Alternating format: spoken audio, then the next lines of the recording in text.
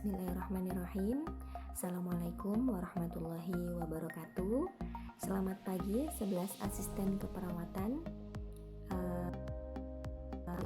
Pada pagi hari ini kita bisa bertemu kembali di channelnya Bulia dan mapel hari ini PKK dengan tema analisis peluang usaha di bidang keperawatan. Bulia harap kalian dijauhkan dan dihindarkan dari rasa kebosanan dalam mengikuti pembelajaran daring ini.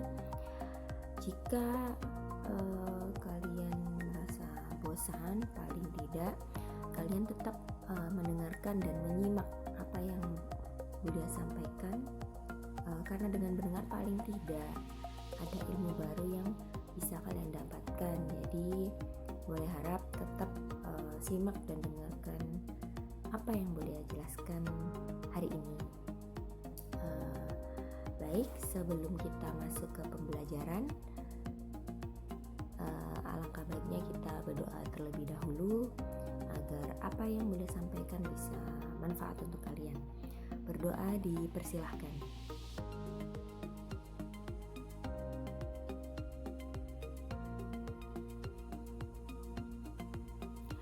Amin ya rabbal alamin. Sudah siap ya? Kita masuk ke materi.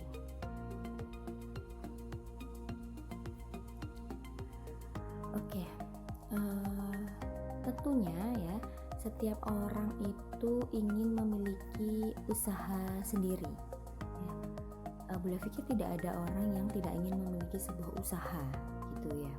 Jadi di samping pekerjaan utamanya, ada usaha lain yang mereka miliki sehingga bisa menjadi investasi hari tua atau tabungan masa depan ya, untuk tabungan anak-anak sekolah, kuliah dan lain sebagainya. Jadi Bulia pikir semua orang ingin memiliki sebuah usaha.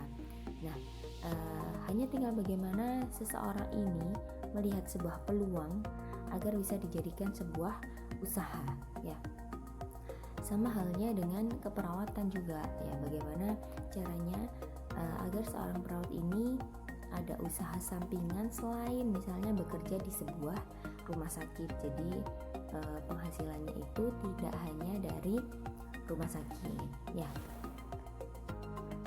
Itu yang harus difikirkan begitu ya. Kira-kira peluang apa ya yang ada di dunia keperawatan yang bisa dibuka begitu. Tapi di pertemuan sebelumnya beliau sudah pernah bilang ada beberapa peluang usaha dan kalian juga sudah menuliskan kan ya, beberapa peluang usaha misalnya home care, baby spa, kemudian perawatan luka atau caregiver itu bisa menjadi salah satu peluang usaha di dunia keperawatan. Kita slide dulu ya. Slide. Nah, peluang dan perencanaan dalam bisnis keperawatan sebenarnya tidak hanya di keperawatan saja ya. Namanya perencanaan itu adalah hal yang sangat mendasar dan sangat penting yang harus dibuat oleh seseorang dalam sebelum memulai sebuah usaha gitu ya. Jadi direncanakan dulu kira-kira nanti konsep usahanya itu seperti apa ya. Terus target marketnya itu kira-kira mau ibu-ibu, anak-anak, orang tua ya atau remaja. Kemudian nanti modalnya berapa ya, keuntungannya yang diinginkan itu berapa. Jadi semua itu direncanakan di awal begitu ya. Jadi agar tahu begitu kira-kira nanti saya tuh berjalannya seperti apa gitu ya. Jadi perlu direncanakan terlebih dahulu agar menghindari sebuah kegagalan. Ada juga sih, boleh juga ada yang berpikiran gini, saya mau usaha ini langsung jalan, boleh ya seperti itu. Tapi alangkah lebih baiknya kalau direncanakan terlebih dahulu agar ketika melangkah itu sudah ada kalian sudah ada petunjuknya gitu kan, sudah ada ancer-ancer kira-kira nanti saya jualnya kemana, saya jualnya di mana gitu ya. Jadi perencanaan itu sangat penting kira-kira nanti kalau misalnya saya buka baby spa ya, saya mau pakai variasi baby spa, pakai rasa ada coklatnya, kan sekarang lagi banyak ya kalau anak-anak yang baby spa itu krimnya itu ada yang dari coklat, dari buah-buahan, macam-macam. Mungkin perencanaannya seperti itu ya, atau pure pakai minyak saja misalnya, seperti itu. Difikirkan sampai sejauh itu, mau ada tempat berenangnya apa gimana. Nah itu harus direncanakan, tidak langsung gitu ya, biar menghindari kegagalan itu tadi. Kita slide. Nah, kemudian ini ciri-ciri peluang usaha yang baik. Nah, bagaimana Bu ciri-cirinya? Yang pertama itu adalah peluang itu orisinil dan tidak meniru. Jadi kalau bisa usaha yang kalian buka nanti itu benar-benar belum ada yang memiliki, belum ada ide yang seperti itu. Kalau bisa ya, kalaupun mirip ya atau sama konsep dasarnya, tapi setidaknya ada sesuatu hal yang baru dari bisnis kalian sehingga orang-orang tuh itu ada ciri khasnya gitu ya. Jadi orang-orang tidak, misalnya perawatan luka, umumnya orang-orang rawat luka itu misalnya cuma diperban, di apa ya, kalian kasih tambahannya, ada dikasih vitamin misalnya. Kemudian nanti kalau setelah lukanya sudah kering semuanya, kalian kasih perawatan lanjutan agar bekas lukanya hilang, misalnya seperti itu. Jadi tidak hanya dirawat saja selesai sudah gitu. Jadi tidak ada pembeda dengan perawatan luka yang lainnya gitu. Kalau bisa berbeda. Kalau misalnya lagi baby spa ya, baby spa misalnya orang yang lain hanya dimasas saja, dipijit saja. Misalnya kalian tambahkan tadi dikasih sebelum dipijit itu bayinya berenang dulu misalnya di kolam yang kalian sudah setting sedemikian rupa ya gitu, atau desain tempatnya kalian buat berbeda ya, semenarik mungkin. Nah itu paling tidak menjadi pembeda dengan usaha milik orang lain meskipun sama-sama baby spa-nya. Kemudian peluang usaha itu dapat mengantisipasi perubahan, persaingan dan kebutuhan pasar di masa depan. Nah, memiliki sebuah usaha ya, misalnya tahun ini usahanya lancar laris, berubah 10 tahun lagi mulai redup ya. Dari tahun 10 tahun yang lalu sama 10 tahun yang akan datang tentunya teknologi sudah berubah ya. Jadi dalam memiliki sebuah usaha kita juga harus mengikuti teknologi. Misalnya di awal cuma masang banner di rumah aja udah rame, tapi kan sekarang eranya era digital, jadi semuanya serba promosi bisa via media sosial. Jadi harus diikuti juga ya, ikuti arus seperti itu supaya tidak ketinggalan zaman gitu tadi ya. Jadi kebutuhan pasar di masa depan kalian tetap bisa penuhi, tidak itu tadi, tidak ketinggalan teknologi itu tadi ya. Harus mengikutilah pokoknya supaya usahanya tetap lancar. Kemudian benar-benar sesuai dengan keinginan agar peluang bisa bertahan lama. Jadi sama seperti yang pertama tadi, usaha yang kalian lakukan itu paling tidak datang dari keinginan kalian, benar-benar kalian mau membuka itu karena tidak dipaksa oleh orang lain. Karena biasanya kalau terpaksa itu ya kebanyakan itu hasilnya, tidak semua ya, rata-rata itu hasilnya kurang baik gitu, karena si yang menjalankan ini kurang 100% gitu dalam menjalankan bisnisnya ya. Kemudian tingkat visibilitas atau kelayakan usaha benar-benar teruji untuk dilakukan riset dan trial ya. Jadi ini biasanya lebih ke obat-obatan, usaha obat-obatan ya. Sebelum dilempar, belum layak dilempar ke masyarakat, tentunya harus ada uji dan riset terlebih dahulu, kira-kira obat ini mungkin efek sampingnya itu apa itu ya, manfaatnya apa, jadi itu harus di riset terlebih dahulu. Sama seperti vaksin juga ya, vaksin itu juga harus dilakukan uji dulu. Kemudian mungkin minuman-minuman herbal itu tentunya harus diuji juga ya. Kemudian ada keyakinan untuk mewujudkannya, jadi tidak hanya angan-angan ya dan wacana, jadi harus direalisasikan. Ketika ada ide direncanakan langsung direalisasikan, jangan ditunda terlalu lama ya. Nanti kalau ditunda terlalu lama, orang lain akan mungkin akan ada ide yang sama dengan kalian dan orang lain itu yang memulai terlebih dahulu. Nanti kesannya kalian yang meniru, padahal sebelum orang itu melaunching kalian sudah ada idenya, kan eman-eman gitu ya. Kemudian ada rasa senang dalam menjalankannya, sama seperti yang Bulia bilang tadi.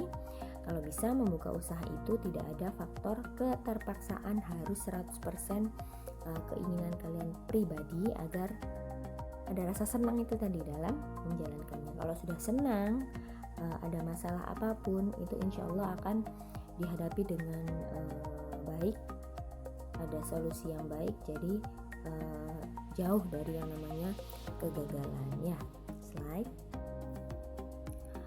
Nah ini resiko usaha. Nah namanya usaha ya itu tidak jauh dari yang namanya resiko, pasti ada resiko yang akan dihadapi ya. Entah resiko kesuksesan atau resiko kegagalan, antara dua itu. Ketika mendapatkan resiko kesuksesan, bagaimana cara mempertahankannya agar terus sukses. Misalnya mungkin ada di resiko kegagalan ya, bagaimana caranya untuk bangkit kembali agar usahanya bisa lancar kembali, tidak gulung tikar ya. Jadi resiko itu bisa sukses, resiko sukses, ada juga resiko gagal ya. Resiko adalah informasi, kejadian, kerugian atau pekerjaan yang terjadi sebagai akibat dari keputusan-keputusan yang diambil dalam kehidupan sehari-hari. Ada dua ini karakteristiknya ya. Yang pertama, resiko adalah sesuatu ketidakpastian atas terjadinya suatu peristiwa ya. Tentunya namanya resiko itu tidak ada, apalagi resiko gagal ya, tidak ada yang menginginkan. Pasti itu terjadi tiba-tiba ya, dan juga tidak bisa dipastikan itu datangnya kapan. Jadi harus dihadapi ya. Resiko yang kedua adalah ketidakpastian yang bila terjadi akan menimbulkan kerugian ya. Mungkin si pemilik usaha salah dalam mengambil keputusan misalnya, sehingga efeknya adalah kerugian. Nah itu sudah resiko karena dia ngambil keputusan ya sudah, kalau nanti hasilnya entah rugi entah sukses ya harus yaitu resikonya begitu ya. Nah resiko itu ada macamnya, ada beberapa. Ada resiko di luar kemampuan manusia, ada resiko teknis, resiko pasar, resiko real, resiko kredit, dan resiko psikologis ya. Jadi ada resiko, ada beberapa macam seperti itu. Kita slide ya. Resiko yang pertama adalah resiko teknis atau kerugian. Jadi resiko ini terjadi akibat kurangnya kemampuan manajer atau si pemilik usaha ini dalam mengambil keputusan ya. Nah biasanya keputusan yang salah itu biasanya di biaya produksi ya. Bisa jadi biaya produksi yang dia rencanakan itu terlalu tinggi, sehingga mungkin pendapatan atau keuntungan yang didapatkan justru kecil atau malah tidak ada, tidak bisa menutupi kebutuhan-kebutuhan perusahaan yang lain gitu ya. Misalnya kalian buka baby spa tadi, beli bahan baku yang sekiranya itu belum terlalu penting, dibeli semuanya ya. Terus ketika jalan ternyata pasar itu tidak membutuhkan barang-barang yang kalian beli ya, seperti itu. Jadi mubazir gitu ya. Jadi harusnya beli apa yang dibutuhkan dulu. Jadi ketika jalan ada mungkin saran dari pelanggan, Mbak beli ini dong, nah itu baru kalian realisasikan ya. Jadi biasanya wirausaha di awal itu ya, kalau pengalaman beliau pribadi di awal itu kayak semangatnya sangat menggebu-gebu, mau nyetok banyak, mau beli apa aja, mau yang dijual, mau dibeli semuanya.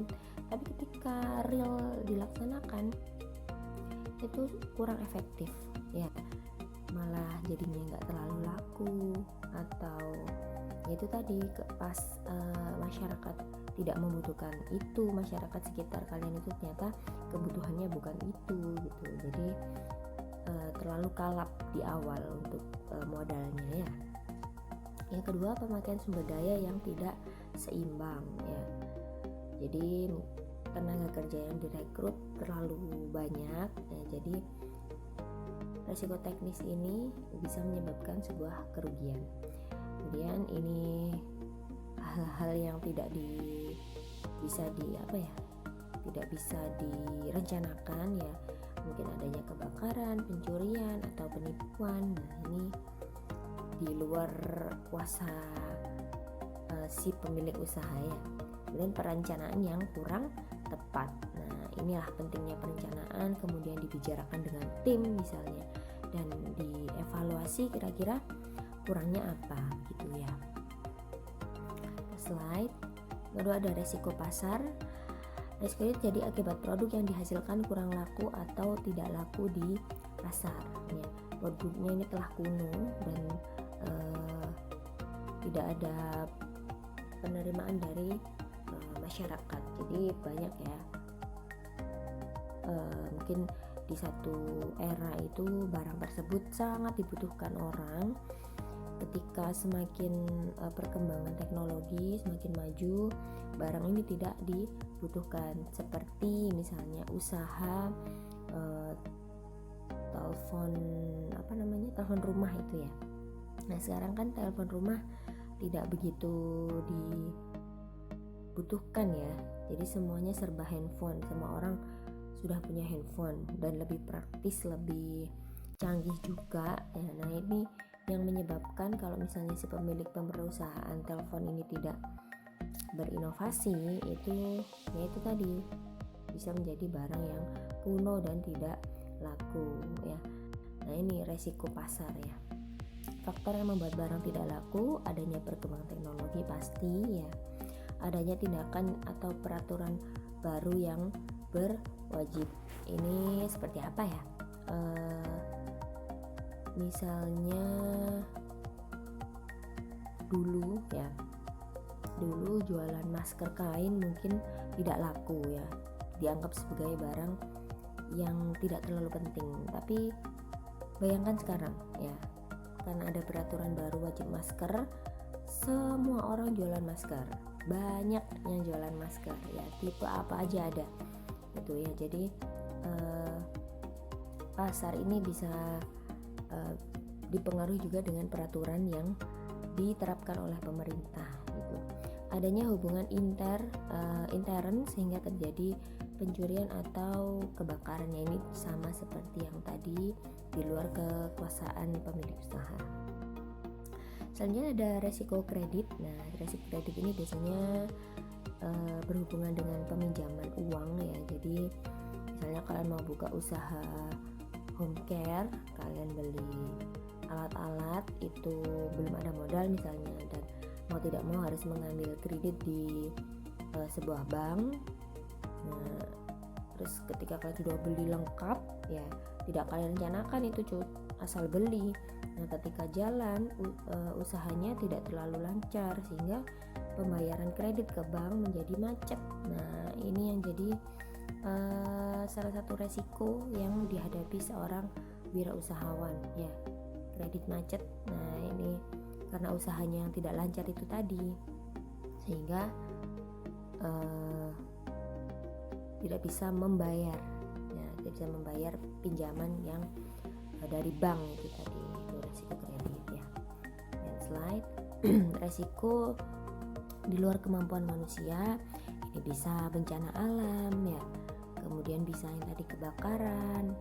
Nah, ini sangat di luar kemampuan manusia. Kita mau merencanakan seperti apapun, kalau ada kuasa Allah ya, mau ada bencana alam, gempa bumi, apa banjir, kita tidak bisa mengantisipasi ya. Nah, karena mungkin beberapa resiko ini, perusahaan harusnya memiliki asuransi ya, asuransi untuk perusahaannya. Jadi ketika ada bencana alam seperti ini, kerugiannya tidak 100%. Ada resiko real ya, resiko yang terlihat, bisa dihitung, bisa diantisipasi, dan bisa dihindari ya. Berikut yang termasuk dalam resiko real itu kehilangan modal. Nah, ini bisa dilihat dan bisa dihitung sebenarnya, tapi ketika mungkin hitungannya salah, berarti modalnya hilang ya. Kehilangan kesempatan, misalnya ada tawaran dari orang kerjasama gitu ya, terus kok kita menolak gitu. Nah, itu benar-benar resiko real yang ada ya. Kalian ada kesempatan untuk mengembangkan usaha tapi kalian tolak, nggak tahu alasannya apa, macam-macam ya. Boleh karena belum siap, atau kalian jadi merasa terbebani, bisa jadi ya. Nah, itu melewatkan sebuah kesempatan itu sangat kurang baik ya. Kehilangan mata pencaharian. Nah, ini biasanya kalian memutuskan oke, saya usaha saja. Nah, tapi tidak dibarengi dengan misalnya tabungannya sudah cukup, misalnya perencanaan yang kurang tepat. Nah, itu sayang sekali kalian memutuskan usaha terus keluar dari pekerjaan utama misalnya, tapi tabungan atau yang lain itu belum apa ya, belum pasti begitu ya. Terlalu beresiko kalau meninggalkan sebuah pekerjaan dan memulai usaha tapi belum ada perencanaan yang matang ya. Boleh sih, boleh memulai usaha, tapi namanya tidak munafik, ini namanya hidup ya. Terus berjalan membutuhkan finansial yang baik, yang cukup. Kalau misalnya terlalu gegabah, tidak ada perencanaan, juga tidak baik. Selanjutnya, kehilangan kendali atas kekuasaan yang selama ini dimilikinya. Ini bisa jadi turun jabatan apa bagaimana ya, sehingga tidak ada kekuasaan untuk mengambil sebuah keputusan. Selanjutnya ada resiko psikologis ya. Ini resiko yang tidak terlihat, tidak terhitung, tapi sebenarnya bisa diantisipasi tapi tidak bisa dihindari, seperti kehilangan reputasi atau kehilangan jabatan ya, kehilangan kepercayaan diri pada diri sendiri, entah ini dari faktor apa ya. Jadi tiba-tiba merasa pesimis dengan dirinya sendiri, kehilangan perasaan, jati diri, motivasi ya. Ini biasanya mungkin ada suatu kejadian yang mengguncang seseorang ini sehingga psikologisnya sedikit terganggu dalam menjalankan usahanya, jadi tidak maksimal gitu ya. Oke, itu saja yang bisa Beli sampaikan, dan ada tugas dulu. Ini tadi kan Beli sudah jelaskan resiko-resiko usaha itu apa aja. Nah, kalian cari upaya apa ya agar resiko-resiko 6 resiko tadi itu bisa diantisipasi. Silahkan ditulis di buku masing-masing, kemudian nanti linknya akan Beli share ya. Oke, itu saja mungkin yang bisa Bulia sampaikan. Terima kasih. Mohon maaf kalau misalnya ada salah kata. Tinggalkan pertanyaan ya di kolom komentar, silahkan ya. Kita diskusi di sana. Kira-kira mungkin ada penjelasan Bulia yang kurang paham gitu ya. Terima kasih atas waktunya dan perhatiannya. Bulia akhiri. Wassalamualaikum warahmatullahi wabarakatuh.